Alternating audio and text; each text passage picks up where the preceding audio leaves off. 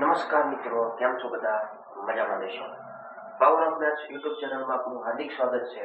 મિત્રો, આજે આપણે ધોરણ 7 ની અંદર વિષય છે ગણિત, પ્રકરણ છે સમય સંખ્યા.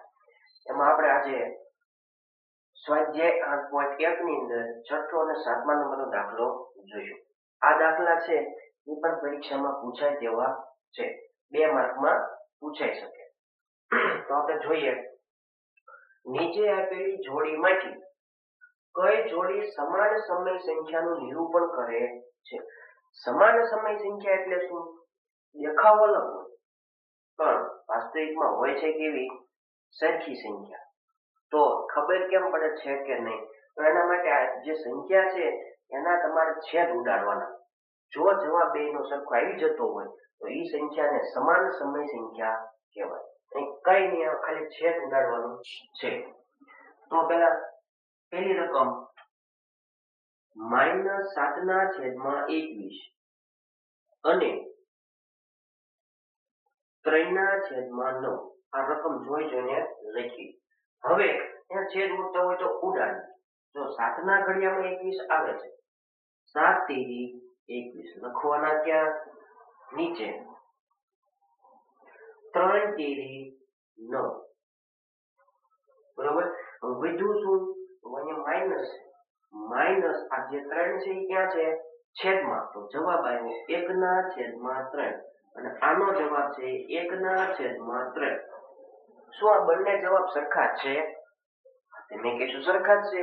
1/3 1/3. ના, અહીંયા કેવી નિશાની છે? માઇનસ. એનો મતલબ એવો થાય કે આ બંને કેવા છે? અલગ અલગ, સરખા છે નહીં. એટલે પ્રશ્ન છે સમાન સમય સંખ્યા. તો સમાન સમય સંખ્યા નથી. સમાન સમય સંખ્યા નથી.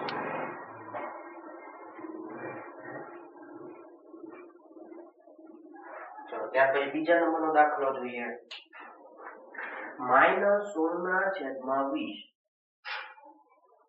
અને લખતા આપણે બીજી રકમ 20/-25. મિત્રો, યાદ રાખવાનું, માઇનસ નિશાની કોઈ દિવસ નીચે રાખવાની નહીં, એને ઉપર લઈ લેવાની. નિયમ પ્રમાણે ગુણાકાર હોય કે ભાગાકાર હોય, માત્ર નિયમની નિશાની. તો અહીંયા છેદ ઉડતા હોય તો ઉડાડી દઈએ. 16 છે એ ચોકે ચોકે 16 થાય અને 20 છે 4 × 20 થાય. એવો તમારે છેદ ઉડાડવાનો જેથી કરીને તમારો દાખલો નાનો થાય. બરોબર. તો આપણે 4 લઈએ ને, દાખલો નાનો થશે. ચોકે ચોકે 16 અને 4 × 20. ઉપર નીચે 4 ઉડી જાય. તો વધ્યું શું?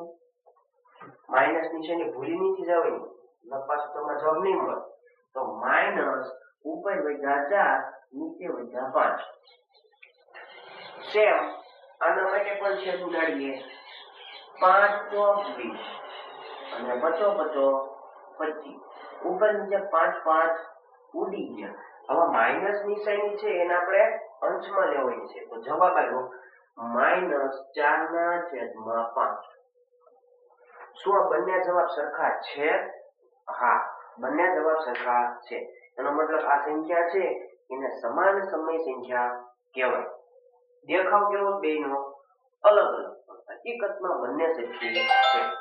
આપેલી સંખ્યા સમાન સમય સંખ્યા છે. સમાન સમય સંખ્યા છે.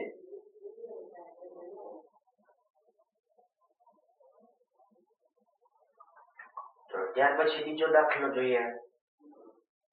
રકમ લખવાની પહેલા -2/3 અને અહીંયા લખવાના 2/3. ગુજરાતીનો આપણે શબ્દ લખતા નથી, એની જગ્યા રાખી દીધી. હવે છેદ ઉડતા હોય તો ઉડાડી દઈએ. માઇનસ માઇનસ ઉડી જાય. હવાના છેદ ઉડે ના, આના છેદ ઉડે ના. તો શું બે સરખી છે? હા, લખી દેવાનું સમાન સમય સંખ્યા છે. સમાન સમય સંખ્યા છે.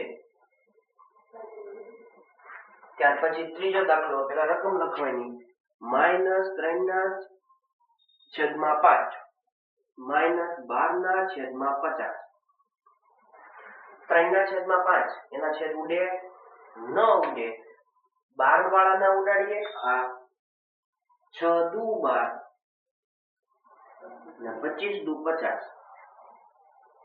ઉપર નીચે 2 ઉડી જાય તો વધ્યું શું તો કે -3/5 એમના આ ન ઉડતા હોય તો જોઈ જોઈને લખી નાખવાના હવે અહીંયા વધ્યું શું -6/25 હવે આના છેદ ઉડે નહીં કેમ તો 6 છે ને એ 3 દુ આવે 3 અને 2 25 છે એ 50 એટલે 2 વખત 5 અને ઉપર 3 અને 2 નીચે 2 અને 5 ક્યાંય છેદ ઉડે નહીં તો જવાબ આવી ગયો બંને સંખ્યા સરખી નથી એટલે સમાન સમય સંખ્યા નથી સમાન સમય સંખ્યા નથી ત્યાર પછીનો દાખલો પેલા રકમ લખવાની છેદ ઉડતા હોય ત્યાં સુધી ઉડાડવાના ખાસ નિશાની ભૂલવાની નહીં જો નિશાની નીચે હોય તો એને અંશમાં લઈ લેવાની તો -8/5 અને -24/15 આના છેદ ઉડે ન ઉડે એના છેદ ઉડે 5 8 તેરી 24 અને 5 તેરી 15 બંનેમાંથી 3 કટ થાય તો વધ્યું શું -8/5 અને આનો જવાબ -8/5 શું બંને જવાબ સરખા છે હા એનો મતલબ સમાન સમય સંખ્યા છે સમાન સમય સંખ્યા છે સમાન સમય સંખ્યા છે પછીનો આપેલી સંખ્યાના છેદ ઉડે ન ઉડે એકના ઘડિયામાં કોઈ દિવસ લેવાનું ને કાં જતો એનો જ જવાબ આવે અહીંયા પણ છેદ ઉડતા નથી એનો મતલબ કહી શકાય કે બંને સંખ્યા સરખી નથી એટલે સમાન સમય સંખ્યા નથી સમાન સમય સંખ્યા નથી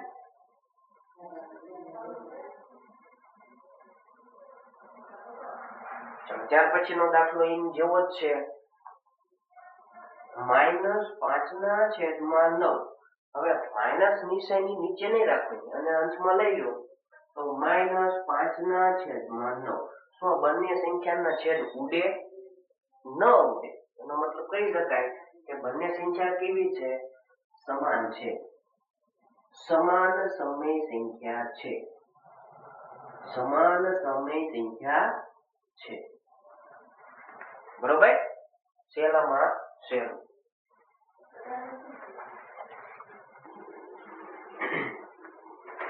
દાખલા નંબર 7 નીચે આપેલી સમય સંખ્યાઓને અતિ સંક્ષિપ્ત સ્વરૂપમાં ફેરવો આવું તમે છઠ્ઠા ધોરણમાં શીખીને આવ્યા છો અતિ સંક્ષિપ્ત સ્વરૂપ એટલે જ્યાં સુધી છેદ ઉડતા હોય ત્યાં સુધી છેદ ઉડાડવાના એનું નામ અતિ સંક્ષિપ્ત સ્વરૂપ એટલે છેદ ઉડાડવા અને મતલબ શું થાય છેદ ઉડાડવા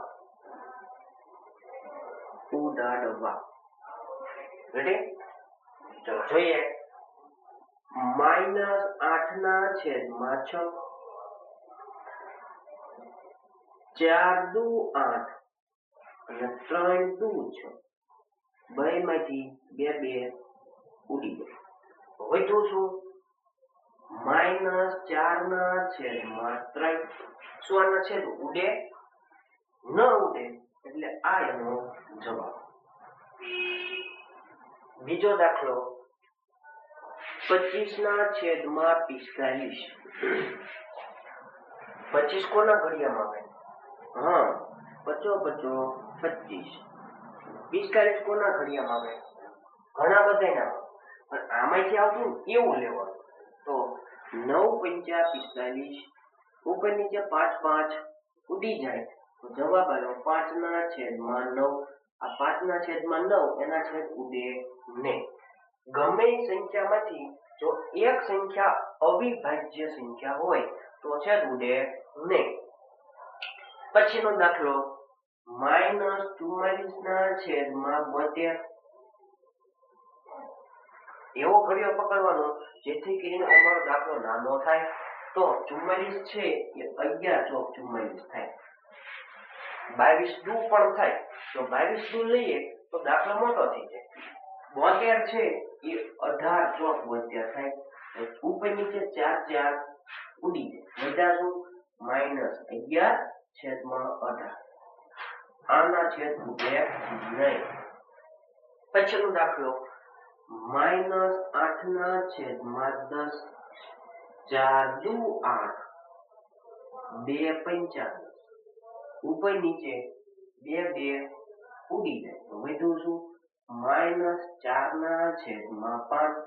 4 ના ભાગ પડે અને 5 ના ભાગ પડે આ એનો જવાબ. જો મિત્રો તમને આવા વિડીયો ગમતા હોય તો ચેનલને લાઈક, શેર અને સબસ્ક્રાઇબ કરવાનું ભૂલતા નહીં.